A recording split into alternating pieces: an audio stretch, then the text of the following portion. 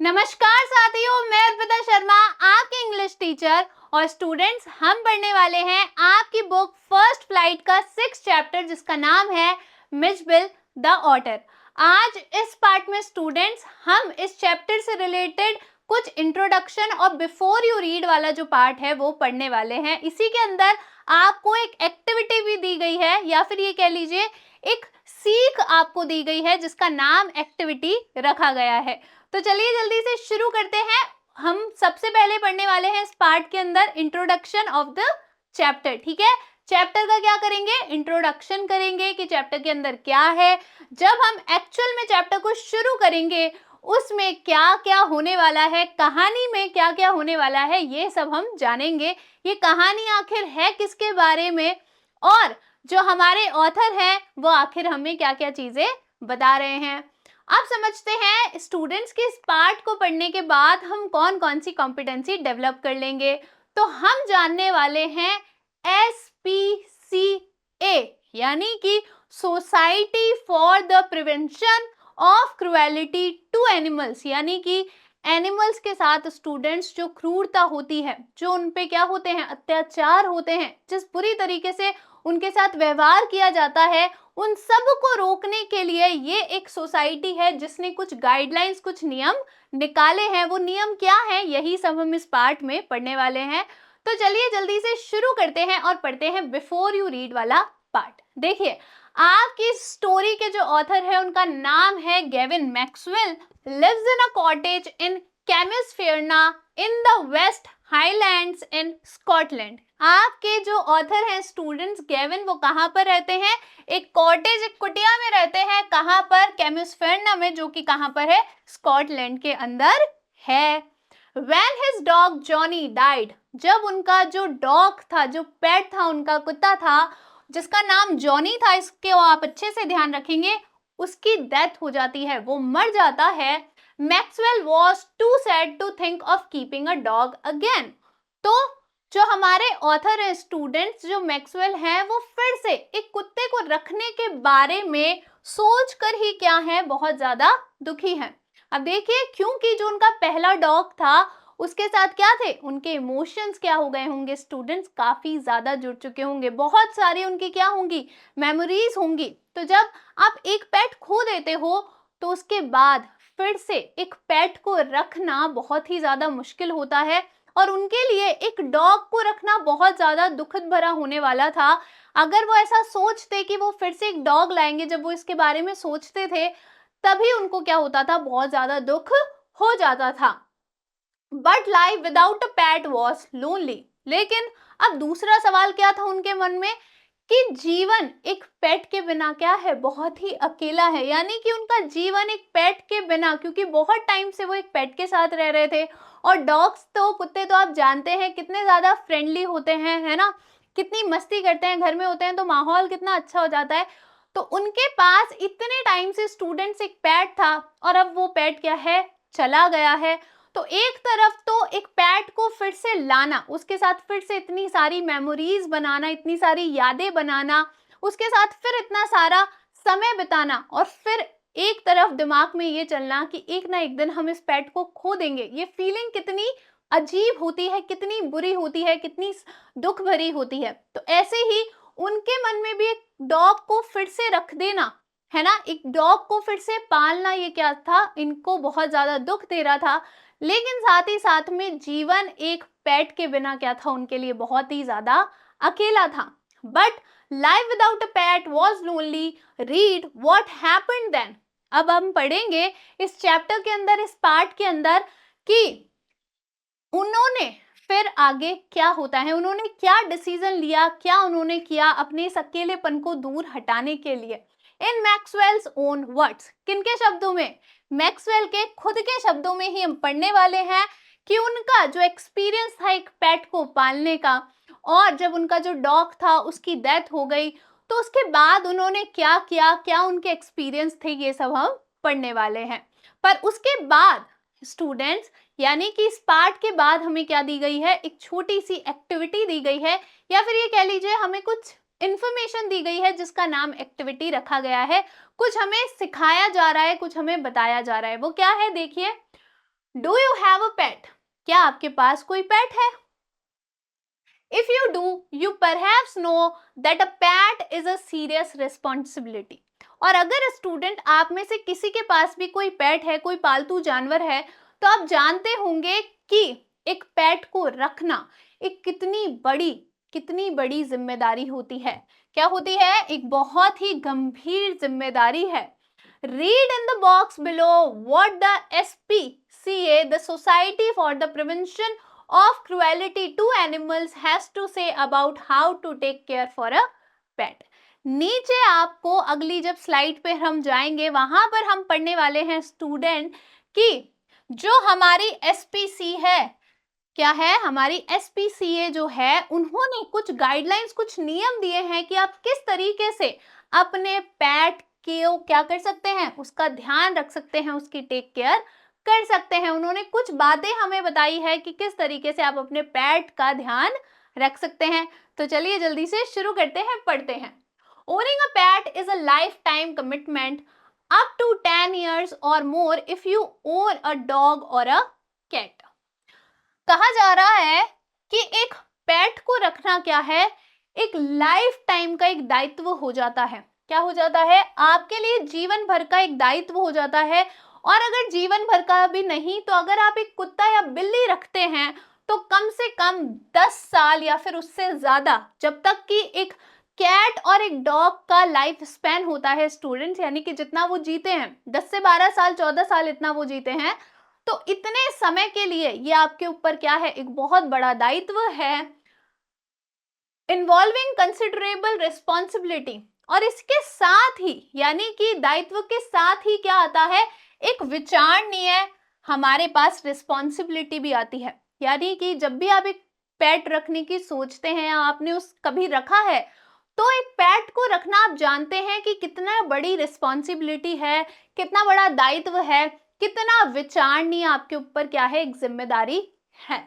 The decision to acquire one, ये निर्णय लेना किसको, कि किसी को रखना, यानी कि एक पेट को रखना, एक्वायर यानी कि रखना, therefore should be made by the whole family। इसी कारण से एक पेट को रखना, एक्वायर यानी कि रखना, क्योंकि आप जानते हैं कि स्टूडेंट्स की एक पेट को रखना कितना बड़ा कमिटमेंट है, कितना बड़ा क्या है, डिसीजन है, कितनी सारी रिस्पॉन्सिबिलिटीज उसके साथ आती हैं। जब आप एक पेट लाते हैं तो वो कैसा होता है, एकदम एक छोटे बच्चे की तरह होता है। जैसे आप छोटे बच्चे का सारा काम आपको करना पड़ता है, उस बच्चे को कुछ भी नहीं पता होता है, ऐसे ही एक जो पेट होता है वो क्या होता है, वो भी हमेशा क्या होता है, एक बच्चा ही होता है। और जब नया नया आपके घर में आता है तो बिल्कुल ही छोटा होता है, उसको कुछ भी समझ में नहीं आता है। धीरे धीरे आप उसको कुछ चीजें सिखा सकते हैं, लेकिन फिर भी वो आपके लिए क्या है, एक बहुत बहुत बड़ी रिस्पॉन्सिबिलिटी है, एक बहुत बड़ा कमिटमेंट है, दायित्व है आपके ऊपर। तो इसी कारण से एक पेट को लाना, एक पेट को क्या करना, पालना, ये जो डिसीजन है स्टूडेंट्स, ये सिर्फ अकेले किसी व्यक्ति को नहीं, बल्कि ये जो डिसीजन है, ये जो निर्णय है, ये पूरी फैमिली के द्वारा लिया जाना चाहिए। क्योंकि ऐसा नहीं होता कि आप अकेले पेट को पाल रहे हैं। मान लीजिए कभी कभी क्या होता है कि घर में से आपको हो सकता है बाहर कहीं जाना पड़े, है ना, स्कूल जाना पड़ता है, ट्यूशन जाना पड़ता है, तो अगर आप अकेले ले भी आए जिद करके और मान लीजिए घर पे कोई रेडी नहीं है उस पेट को रखने के लिए, तो क्या वो पेट हैप्पीली रह पाएगा?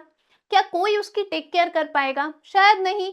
तो इसीलिए ये जो डिसीजन है वो क्या है, पूरी फैमिली के साथ ही बनाना चाहिए। जब सब लोग क्या हो, रेडी हो, अग्री हो, सहमत हो आपके इस डिसीजन से, तभी आपको एक पेट को पालना चाहिए। हार्ड वर्ड रिवाइज करेंगे। कमिटमेंट यानी कि दायित्व, कंसिडरेबल यानी विचारणीय, एक्वायर यानी प्राप्त करना या रखना। आगे देखिए, without full agreement by everyone the pet could end up unwanted. और अगर स्टूडेंट्स आप सबकी सहमति से पेट नहीं लेकर आएंगे घर के अंदर तो क्या होगा, विदाउट फुल अग्रीमेंट, बिना पूरी सहमति के, बिना पूर्ण सहमति के, हर किसी की, यानी कि आपकी फैमिली में जितने भी लोग हैं स्टूडेंट्स, उन सभी की अगर पूरी सहमति ना हो, the pet could end up unwanted. तो वो जो पेट आप लेकर आए हैं वो कैसा रह जाएगा, जिसे कोई नहीं चाहता है। यानी कि वो घर में कैसा फील करेगा, अनवांटेड फील करेगा, जिससे कोई भी प्यार नहीं करता है, जिससे वो किसी को भी अच्छा नहीं लगता है, ऐसा वो फील करेगा। Puppies and kittens are so adorable, it is easy to understand. ये समझना कि पपीज और जो किटन्स होते हैं, जो कुत्ते के बच्चे होते हैं, जो बिल्लियों के बच्चे होते हैं, वो क्या होते हैं, बहुत ही ज्यादा अडोरेबल होते हैं, बहुत ही ज्यादा प्यारे होते हैं, है ना। तो उनको देखते ही हमें क्या मन करता है स्टूडेंट्स, कि हमें ये चाहिए। जब भी हम रोड पे जाते हैं, हम या फिर हम किसी के घर पे जाते हैं और किसी का एक छोटा सा पपी देखते हैं, किटन देखते हैं, तो हमें ऐसे लगता है ना तुरंत ही कि चलो इसे उठा के घर ले चलते हैं। लेकिन ये देखने में जितने हमें क्यूट लगते हैं, उतने ही हमें ये सोचने की जरूरत है कि उतनी ही इनके साथ क्या आती हैं, रिस्पॉन्सिबिलिटीज आती हैं। तो देखिए, puppies and kittens are so adorable, कि पपीज और किटन इतने ज्यादा प्यारे होते हैं। हार्ड वर्ड रिवाइज करेंगे, अग्रीमेंट यानी कि सहमति। Puppies and kittens are so adorable, it is easy to understand why adults and children alike would be attracted to them. कि पपीज और किटन इतने ज्यादा प्यारे होते हैं कि ये समझ जाना बहुत ही आसान है कि जो बड़े लोग हैं और जो बच्चे हैं वो अलाइक यानी कि समान, वो समान रूप से इनकी तरफ आकर्षित क्यों होते हैं, अट्रैक्ट क्यों होते हैं, क्योंकि वो क्या होते हैं, बहुत ज्यादा क्यूट लगते हैं देखने में, बहुत ज्यादा प्यारे लगते हैं, ऐसा लगता है बस उठा के इनको घर ले चलो, है ना। वो इतने ज्यादा देखने में प्यारे लगते हैं, इसीलिए अडल्ट्स को और चिल्ड्रन को क्या होते हैं, बहुत ज्यादा अपनी ओर आकर्षित करते हैं। Unfortunately their cute looks are often a disadvantage, लेकिन दुर्भाग्य से उनका ये जो क्यूट दिखना है, उनके ये जो क्यूट लुक्स हैं, इसके साथ क्या है, एक डिसएडवांटेज भी है। यानी कि आपको ये जो पेट्स स्टूडेंट्स वो कैसे लग रहे हैं, बहुत क्यूट लग रहे हैं, उनका क्या है, दुर्भाग्य से उनका होना क्या है, एक हानि भी है। क्या हानि है, देखिए, because people purchase them without consideration, क्योंकि सिर्फ लोग उन्हें अच्छा, खूबसूरत, क्यूट सा, प्यारा सा देखकर ही क्या करते हैं, खरीद लेते हैं बिना विचार किए। यानी कि बिना सोचे समझे कि हम इसे पाल पाएंगे या नहीं पाल पाएंगे, इसे इतना अच्छा घर पे माहौल दे पाएंगे या नहीं दे पाएंगे। आपको पता भी है कि ये जो हम पेट्स ओन करते हैं, है ना, हम कोई भी पालतू जानवर लेकर आते हैं, तो आप ये मानिए कि घर में एक सदस्य और बढ़ गया है ना, और एक और सदस्य बढ़ गया है तो बहुत सारी चीजें उसके साथ आती है। जैसे मान लीजिए आपके घर में कोई छोटा बच्चा हो, तो उसे भूख भी लगती है, बहुत बार उसे खाना भी खिलाना पड़ता है, फिर बहुत सारी चीजें होती है, कभी वो बीमार पड़ गया तो उसे हॉस्पिटल भी लेके जाना होगा, उसकी दवाइयों का खर्चा, बहुत सारी चीजें होती हैं। तो आप ये मानिए कि अगर आप एक पेट लेकर आ रहे हैं, ठीक है, ये दिखने में तो बहुत क्यूट लगते हैं, लेकिन इनका एक नुकसान भी है। और नुकसान क्या है कि लोग बिना सोचे समझे इन्हें बस लेकर आ जाते हैं, इन्हें खरीद लेते हैं, and the knowledge on how to take care of them, और उन्हें ये नहीं पता होता है, कि उनकी किस तरीके से ढंग से केयर की जाएगी। यानी कि लोगों को नहीं पता है कि इनका, ये जो पेट्स आप लेकर आ रहे हैं, इनका ध्यान कैसे रखना है, अच्छे से ध्यान कैसा रखना है, ये सब किसी को नहीं पता है। बस क्योंकि वो हमें क्यूट दिखते हैं, हम तुरंत ही उन्हें घर पर ले आते हैं। हार्ड वर्ड रिवाइज करेंगे, अलाइक यानी कि समान, अनफॉर्चुनेटली दुर्भाग्य से, डिसएडवांटेज हानि, नुकसान, कंसिडरेशन यानी कि सोच विचार। आगे देखिए, the basic points you should keep in mind before adopting a puppy are.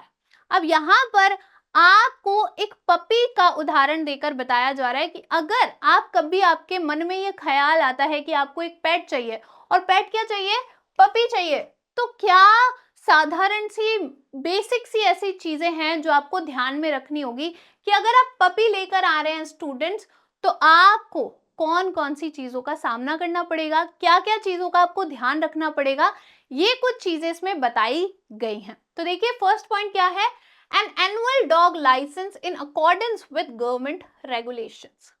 अगर आप एक डॉग को, एक पपी को क्या कर रहे हैं, अडॉप्ट कर रहे हैं, ठीक है, उसे अडॉप्ट कर रहे हैं, उसे लेकर आ रहे हैं, तो आपको क्या करना पड़ेगा, 1 साल का डॉग लाइसेंस लेना होगा, जो कि गवर्नमेंट के नियमों के अनुसार होता है। यानी कि उसके अंदर कुछ नियम लिखे हुए होते हैं, और वो साल दर साल क्या होता है, रिन्यू होता जाता है। तो आपको एक डॉग के साथ एक डॉग लाइसेंस भी चाहिए होगा। हार्डवर्ड रिवाइज करेंगे, रेगुलेशन यानी कि नियम, ठीक है। तो पहला पॉइंट तो क्या है, एन एनुअल डॉग लाइसेंस, आपको क्या चाहिए, 1 साल का एक लाइसेंस चाहिए डॉग के लिए, ठीक है। नेक्स्ट देखेंगे point, it's annual vaccination against major disease. अब आपको पता है कि ये जो डॉग्स एंड पपीज होते हैं, इनकी जो स्किन होती है वो बहुत ही ज्यादा सेंसिटिव होती है।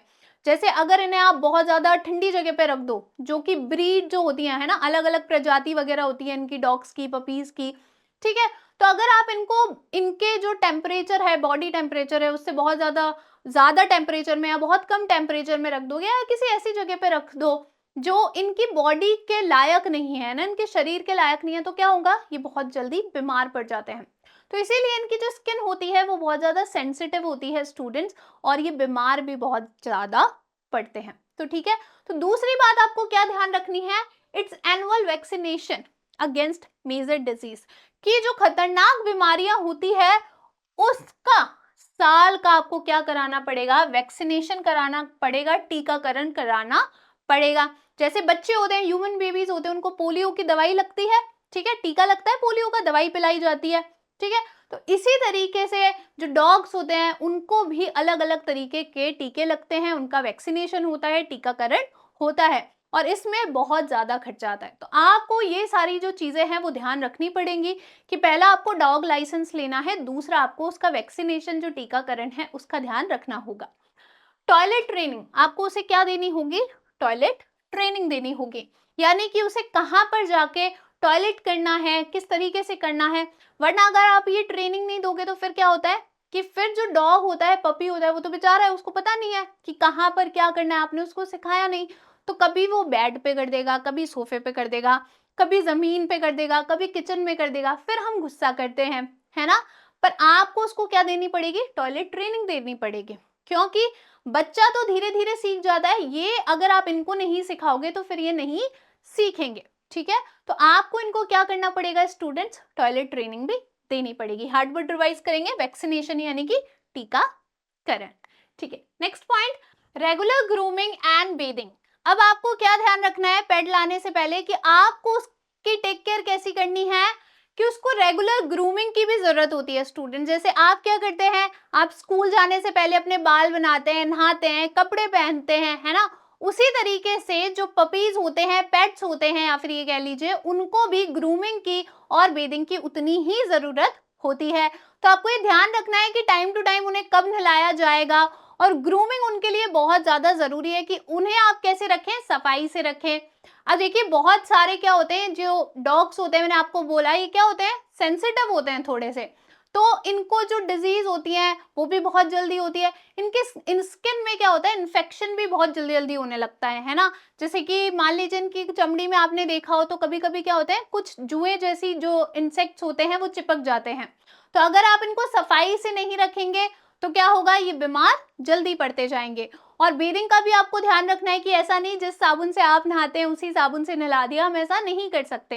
तो रेगुलर ग्रूमिंग होनी चाहिए और बेदिंग होनी चाहिए। फिर क्या आपको उसको सिखाना है, ओबीडियंस ट्रेनिंग देनी है, यानी कि क्या करे, वो आपकी आज्ञा का पालन करे, इस प्रकार की जो ट्रेनिंग है वो आपको देनी होगी। और ये क्यों जरूरी है, क्योंकि मान लीजिए आपके घर पे कोई गेस्ट आए, ठीक है, और ये क्या हुआ, आपका जो पपी है वो सीधा उनको काटने के लिए चला गया, है ना, या फिर उनके कपड़े खींचने लग गया या शूज बाइट करने लग गया, तो फिर क्या होगा इससे, कि उन्हें भी अच्छा नहीं लगेगा और आपको भी अच्छा नहीं लगेगा, ठीक है। तो अगर आप इनको ये सारी ट्रेनिंग दे देंगे कि आपकी आज्ञा का पालन करें, तो ये आपके लिए क्या होगा, काफी ज्यादा बेनिफिशियल हो जाएगा, और साथ ही में उनके लिए भी काफी ज्यादा अच्छा रहेगा। फिर don't forget, you should feed your pet a balanced diet. मैंने आपको पहले भी कहा कि एक पेट को पालना बिल्कुल कैसा है, जैसे कि आप घर में क्या लेकर आ रहे हो, एक नया फैमिली मेंबर लेकर आ रहे हो, एक नया सदस्य लेकर आ रहे हो। अब अगर आपके घर में कोई गेस्ट आ जाए या कोई नया फैमिली मेंबर आ जाए, कोई बच्चा आ जाए, मान लीजिए घर में कोई नया बच्चा आया है, तो क्या होता है, उसको भी टाइम टू टाइम आपको डाइट देनी होती है, ठीक है। तो इसी प्रकार से आपको ये जो पपी है उनको भी एक बैलेंस डाइट देनी होगी, उनके खाने पीने का अच्छे से ध्यान रखना होगा। Socialisation is very important. क्या ध्यान रखना है कि अपने पेट को या पपी को कैसा बनाना है, मिलनसार बनाना है, सोशलाइज करना है उसे, ये बहुत बहुत ज्यादा इंपॉर्टेंट है। कई बार आपने देखा होगा कि कई लोग क्या करते हैं, मान लीजिए घर पे कोई गेस्ट आए तो क्या करेंगे, अपने डॉग को तुरंत ही चेन से बांध देंगे या फिर पिंजरे के अंदर डाल देंगे या कमरे के अंदर बंद कर देंगे। इससे क्या होता है, एक तो डॉग थोड़ा सा क्या हो जाता है, अग्रेसिव हो जाता है, थोड़ा सा गुस्सैला हो जाता है, ठीक है। फिर कोई भी आएगा तो वो उसे काटने के लिए दौड़ेगा, उसके मन में ये चलेगा कि कोई भी आता है तो ये क्या करते हैं, मुझे उठाकर बंद कर देते हैं। तो इससे क्या होगा कि वो भी थोड़ा सा अग्रेसिव हो सकता है, गुस्सेला हो सकता है। दूसरी बात, ये चीज बहुत ज्यादा गलत है कि अगर कोई आया, अब आप एक फैमिली मेंबर की तरह एक पेट को लेकर आ रहे हैं और अगर किसी के आते ही आप उसे बांध दें या फिर पिंजरे के अंदर डाल दें, तो ये सही बात नहीं होगी। तो many dogs are kept confined in cages और tied up to stop them from dirtying the garden और from chewing on shoes. This is wrong. बहुत सारे डॉग्स को आपने देखा भी होगा, स्टूडेंट्स, क्या किया जाता है, बंद कर दिया जाता है, कन्फाइंड कर दिया जाता है। कहां पर, केज के अंदर, पिंजरे के अंदर, या फिर उसने बांध दिया जाता है। क्यों बांध दिया जाता है, ताकि उन्हें रोका जा सके गार्डन को गंदा करने से या फिर जूतों को चबाने से, जो कि क्या है, बहुत ही ज्यादा गलत है। दिस इज कंप्लीटली रॉन्ग, ठीक है। हार्ड वर्ड रिवाइज करेंगे। ओबीडियंस यानी कि आज्ञाकारिता, आज्ञा पालन। कन्फाइंड यानी कि सीमित या बंद, ठीक है। आगे देखिए next point, a daily dose of exercise, affection and play. Very very important कि अगर आप कोई पेट लेकर आ रहे हैं तो उसे एक्सरसाइज की जरूरत है, ठीक है। आपको क्या कराना है, उसे एक्सरसाइज कराना है, ढेर सारा प्यार देना है और ढेर सारा उसके साथ खेलना है, जिससे वो क्या रहेगा, थोड़ा सा एक्टिव भी रहेगा, ठीक है, और वो खुश भी रहेगा। तो ये क्या है, बहुत बहुत ज्यादा इंपॉर्टेंट है, ठीक है जी। चलिए, reading up on the subject beforehand is another important requirement and will guide you towards being a responsible pet owner. एक पेट को लेने से पहले ही reading up on the subject, subject क्या है, एक पेट को लेना, ठीक है। एक पेट को लेने से पहले ही, बिफोर हैंड यानी कि पहले ही, और रिक्वायरमेंट यानी कि आवश्यकता। तो इस विषय पर सोचने से पहले ही कि आप पेट लाना चाह रहे हैं, उससे पहले जरूरी क्या है स्टूडेंट, कि आप उसके बारे में पढ़ ले, उसके बारे में जान ले। जब मार्केट में क्या होता है, बहुत सारी बुक्स मिलती हैं, आप उससे जान लेंगे तो क्या होगा कि जब आप एक डॉग को लेकर आएंगे तो आपको इतनी ज्यादा जो तकलीफ है वो नहीं होगी। आपको पहले से पता होगा कि किन चीजों पे डॉग किस तरीके से व्यवहार करता है, कैसे उसे रखा जाता है, कैसे उसे ट्रेनिंग दी जाती है। तो ये सारी चीजें क्या होंगी, आपके लिए आसान हो जाएंगी। तो उसके बारे में पहले से ही पढ़ना ये एक आवश्यकता है, और आपको एक जिम्मेदार ओनर बनाने में भी ये बहुत ज्यादा हेल्प करेंगी। Selected pet shops and major bookstores provide books on the care of various breeds and pets. बहुत सारी जो पेट शॉप्स होती हैं जहाँ से आप पेट लाते हैं, या फिर बुक स्टोर्स होते हैं, वहां पर किताबें होती है जिसके अंदर आप पढ़ सकते हैं अलग अलग ब्रीड यानी प्रजाति। डॉग्स में भी बहुत सारी प्रजाति होती है, कैट्स में भी बहुत सारी प्रजाति होती है। तो पेट और ब्रीड्स के बारे में आप क्या कर सकते हैं, पढ़ सकते हैं।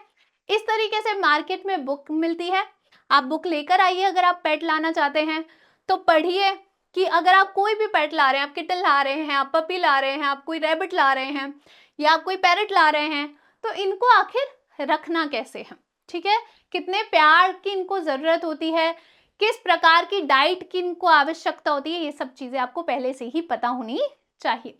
हार्डवर्ड रिवाइज करेंगे, बिफोर हैंड यानी पहले ही, रिक्वायरमेंट यानी कि आवश्यकता। अब यहाँ पे स्टूडेंट्स एसपीसीए ने जितने भी नियम दिए थे एक पेट को रखने के लिए, वो सभी हमने पढ़ लिए हैं। अब हम पढ़ते हैं ऑटर उदबिलाव के बारे में कि वो कहाँ पाए जाते हैं। तो देखिए, ऑटर जिन्हें आप उदबिलाव भी कहते हैं, are found in large numbers in the marshes, wet areas near lakes, rivers और सीज नियर बरसा, अ टाउन इन इराक। जो ऑटर्स होते हैं, उदबिलाव होते हैं स्टूडेंट्स, वो बड़ी संख्या में मार्शेस यानी कि दलदल के पास में मिलते हैं। अब दलदल कहाँ होगा, जहाँ पे जमीन जो है वो गीली होगी, जैसे कि लेक्स हो गए, रिवर्स हो गए, सीज हो गए, ठीक है, नदियां हो गई, समुद्र हो गए। यहाँ के इस आसपास के जो एरियाज होते हैं वहां पे दलदल होता है, और वहीं पर जो आपके ऑटर्स हैं, उदबिलाव हैं, वो ज्यादा पाए जाते हैं। यहाँ पर एक इराक के अंदर एक टाउन है बरसा, यहाँ पर भी जो आपके ऑटर्स हैं वो काफी ज्यादा पाए जाते हैं। आगे आपको इराक और लंदन के बीच में एक तुलना दी गई है, उसे पढ़ते हैं। देखिए, Iraq has mostly broad plains and marshes along the Iranian border in the south. Iraq के अंदर मोस्टली स्टूडेंट्स क्या है, मुख्यतः वहां पे जो जमीन है वो प्लेन है, ठीक है, एंड मार्शेस, और वहां पर क्या है, दलदल है, उसके साउथ का जो बॉर्डर है वहां के पर। यानी कि साउथ का जो बॉर्डर है, इराक के साउथ का जो बॉर्डर है, वहां पे मुख्यतः जो जमीन है वो प्लेन है और आपको दलदल मिली जाएगी। विथ लार्ज फ्लडेड एरियाज, वहां पर जो साउथ का जो एरिया है इराक का, वहां पर बाढ़ का एरिया आपको काफी ज्यादा मिलेगा। A large part of Iraq's land area is desert. Iraq का जो बहुत बड़ा हिस्सा है स्टूडेंट्स, वो आपको पता भी होगा वो कैसा है, रेगिस्तान है। So it has cool winters and dry hot and cloudless summers. क्योंकि वहां पर डेजर्ट रेगिस्तान काफी ज्यादा है, तो वहां पे जो विंटर्स होते हैं स्टूडेंट, सर्दियां होती हैं वो बहुत ज्यादा ठंडी होती हैं, और जब गर्मियां आती हैं तो हाल काफी ज्यादा बुरा हो जाता है, सूखा पड़ा रहता है, गर्मी रहती है और एक भी बादल देखने को नहीं मिलता है, बिल्कुल क्लाउडलेस रहता है। The mountain areas near Iran and Turkey have cold winters. जो एरिया है स्टूडेंट्स कहाँ पे, ईरान और टर्की के पास का जो पहाड़ी माउंटेन एरिया है, वहां पर काफी काफी ज्यादा ठंड पड़ती है। सर्दियां कैसी होती है, एकदम कोल्ड होती है, एकदम ठंडी होती है। There is heavy snowfall there, वहां पर काफी ज्यादा क्या होती है, बर्फ की बारिश भी होती है। And when the snow melts in spring, it causes floods in central and southern Iraq. और जब स्नोफॉल इतनी ज्यादा हो रही है, बर्फ इतनी ज्यादा हो रही है, तो बर्फ धीरे धीरे पिघलेगी भी, इसीलिए वहां पर क्या आते हैं, बहुत ही ज्यादा फ्लड्स आते हैं। क्या होते हैं, बहुत ही ज्यादा वहां पे फ्लड आते हैं, बाढ़ आते हैं सर्दर्न इराक के अंदर। ठीक है, तो ये आपने पढ़ा कि इराक के अंदर किस प्रकार का मौसम होता है। अब हम पढ़ते हैं लंदन के बारे में। देखिए, London has a large population and is a very busy city. London के अंदर क्या है स्टूडेंट्स, की जो पॉपुलेशन है, जनसंख्या है, वो काफी ज्यादा है और वो बहुत ही ज्यादा व्यस्त एक सिटी है ना। हर कोई इधर से उधर बस भागता रहता है, कुछ ना कुछ काम में लगा है। In addition to multi storeyed buildings, वहां पर क्या है, बहुत सारी बड़ी बड़ी बड़ी बड़ी क्या है, बिल्डिंग्स हैं। मल्टी स्टोरेड यानी कि क्या होता है, एक के ऊपर एक के ऊपर एक के ऊपर एक के ऊपर एक, ऐसी बहुत सारी वहां पर बिल्डिंग्स है। However, it has many open spaces और parks. पर वहां पर क्या है स्टूडेंट्स, इतनी सारी बिल्डिंग्स होने के बाद भी बहुत सारी खुली जगह है और बहुत सारे पार्क्स भी हैं। It has a temperate climate. It is neither very hot nor very cold. वहां का जो मौसम है, क्लाइमेट है स्टूडेंट्स, वो ना तो बहुत ज्यादा गर्म है ना ही बहुत ज्यादा ठंडा है, वो एकदम मध्य में रहता है। ठीक है, मतलब कि वहां पर ऐसा नहीं है इराक की तरह की गर्मी में एकदम भयंकर गर्मी पड़ रही है और ठंड में एकदम रह ही नहीं पा रहे, इतनी ज्यादा ठंड पड़ रही है। वहां पे क्या है, नॉर्मल सा जो है आपका टेम्परेचर रहता है, गर्मी में भी बहुत ज्यादा गर्मी नहीं पड़ती और ठंड में बहुत ज्यादा ठंड नहीं होती है। With regular but generally light rainfall और snow throughout the year. वहां पर आपने पढ़ा कि जो मौसम है वो कैसा रहता है, ना तो बहुत ज्यादा गर्म है ना बहुत ज्यादा ठंडा है, लेकिन वहां लगभग पूरे साल ही क्या होता है, हल्की हल्की बारिश होती है या फिर बर्फ भी गिरती रहती है। The warmest month is July and the coolest month is जनवरी।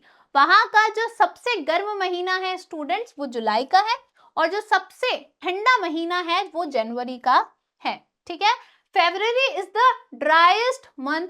जो फेब्रुअरी है वहां पर काफी ज्यादा सूखा पड़ जाता है। Snow is not very common in London.